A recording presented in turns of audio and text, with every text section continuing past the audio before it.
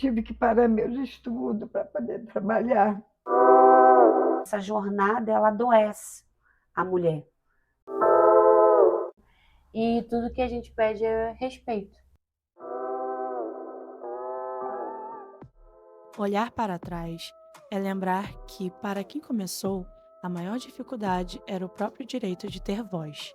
Oportunidade não existia, o que existia era a proibição. A geração seguinte herdou o peso de ter que provar o dobro do valor para receber metade do respeito. E mesmo assim, hoje a juventude feminina descobre que as portas até se abriram, mas as estruturas continuam as mesmas. Para entender essa linha do tempo, de lutas e de renúncias, nós ouvimos 3 gerações, uma idosa, uma adulta e uma jovem. E as histórias delas mostram que a nossa busca por direitos ainda está longe de terminar. Bom, meu passado, a minha infância, foi uma infância maravilhosa, né? Que no meu tempo as crianças tinham mais tempo, né?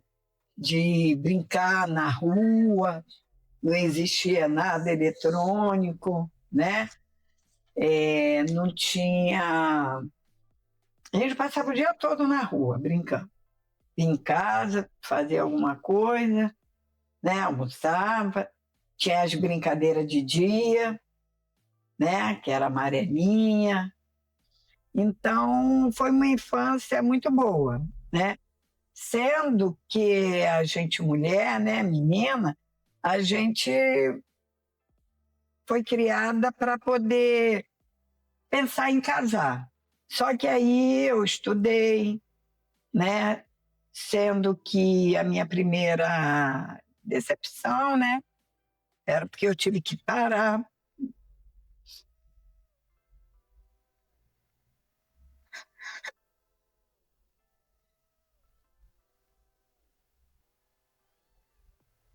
Tive que parar meus estudos para poder trabalhar. Porque família, né? Os pais precisavam que os filhos fossem trabalhar. Antigamente, com 14 anos, já menino, menina, já iam trabalhar. Depois do trabalho, né? Que aí passei anos trabalhando, aí casei, tive, né, meus filhos. Foi aí que eu voltei a trabalhar, né? Para poder, né, dar uma vida melhor para os meus filhos. Que as mulheres da minha época era assim, né? Era só cuidar de casa. Eu de 4 irmãs, eu fui a única que fui, me emancipei, fui trabalhar fora, tanto solteira, né? Que as outras casaram ainda mais cedo do que eu, então aí nem trabalharam. Mas aí eu fui, até mesmo depois dos meus filhos já mais ou menos criados, né? Um cuidando do outro, eu fui trabalhar para dar uma vida melhor para eles. O que eu queria fazer e que não podia era os estudos, né? E o meu casamento tive que manter porque perdi minha mãe cedo.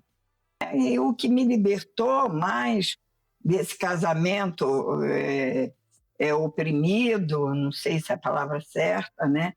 Foi eu trabalhar, voltar a trabalhar fora. Que eu não olhava só para mim, eu olhava para os filhos, para o marido e nunca me olhava, né? Nunca me olhei no espelho e assim, e ficava de bem comigo mesmo.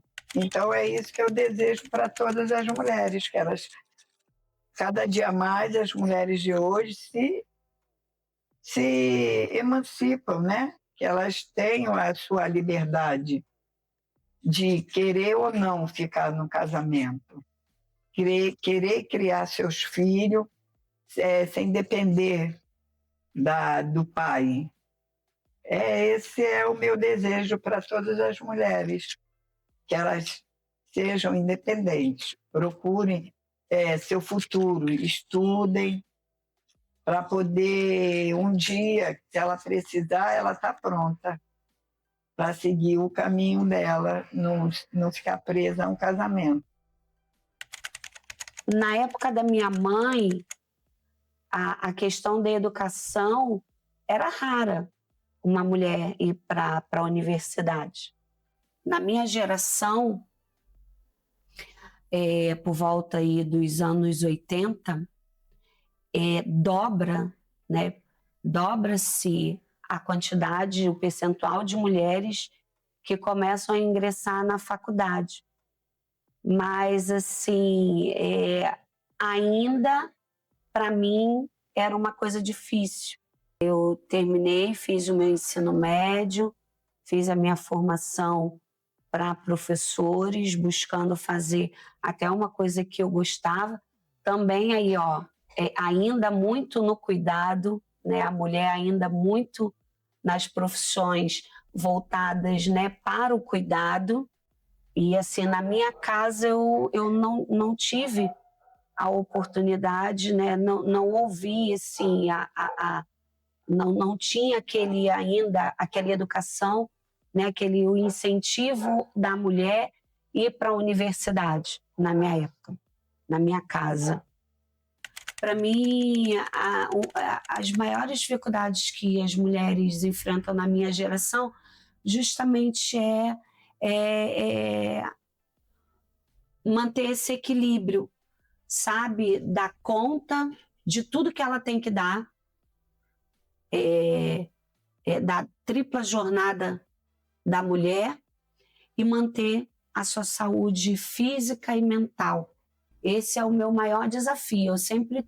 Eu sempre me vejo assim, né, indo e voltando, né? Quando eu vejo que eu não estou bem, eu vou lá e busco as ferramentas para me manter equilibrada, porque essa jornada ela adoece a mulher, né? Se a gente se comparar em relação aos homens, né, a mulher ela tem muito mais demandas, tem muito mais coisas para responder do que o homem. É essa liberdade de querer, né, ir lá fazer um curso, a liberdade de poder fazer as escolhas que eu quero para minha vida. É legal, é muito bom se você quer ficar, né, cuidar da casa, cuidar da família, tal, mas você também pode cuidar da casa, cuidar da família e seguir aquilo que você tem como sonho, né, alcançar coisas para você, né, e não só para os outros, sabe? Eu, assim, graças a Deus, assim, eu nunca sofri com a questão da violência, porque os homens, eles não gostam de se sentirem que são menores do que a mulher.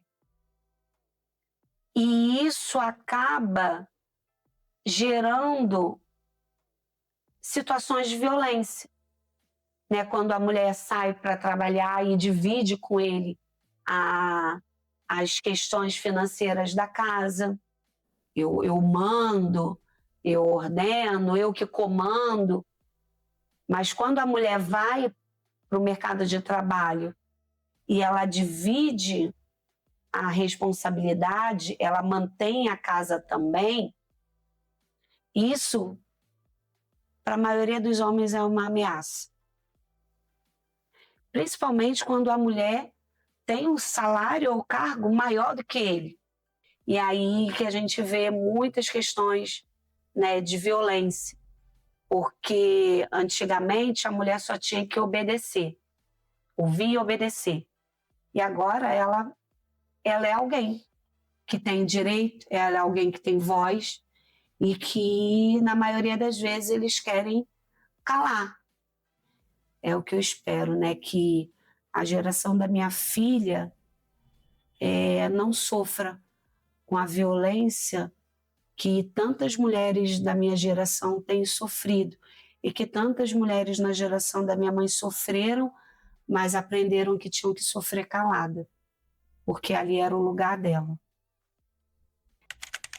Bom, o que eu acho que melhorou para a geração de hoje, para minha geração, é acesso à universidade, né, de uma forma melhorada, né? Hoje em dia a gente tem, na maioria das comunidades, a gente tem acesso a um estudo para nos preparar para a universidade, para nos empenhar nos nossos estudos.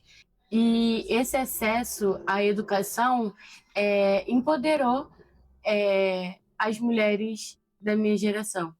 Eu acho que o maior desafio de hoje é a mulher ser respeitada. Ter o nosso direito de ir e vir sem sofrer nenhum tipo de violência, assédio. E tudo que a gente pede é respeito. E para as mulheres das futuras gerações, eu deixo a seguinte mensagem. Vocês nasceram podendo ser tudo. As de 1960 lutaram para sair de casa. As de 78 lutaram para entrar no mercado de trabalho. Vocês nasceram com a lei ao seu lado, escolhendo quem que vai estar do seu lado, escolhendo quando você vai poder ter o seu filho, voto e faculdade como direito óbvio. Os dados mostram o tamanho desse esforço.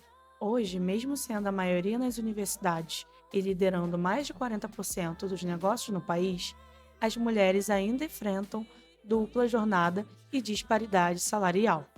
Diante do espelho do tempo, o reflexo dessas 3 gerações nos mostra que o passado foi duro e o presente ainda é de cobrança. Mas, acima de tudo, esse espelho revela que a busca por direitos não vai parar, porque a imagem que construímos ontem é o combustível para a igualdade que exigimos hoje.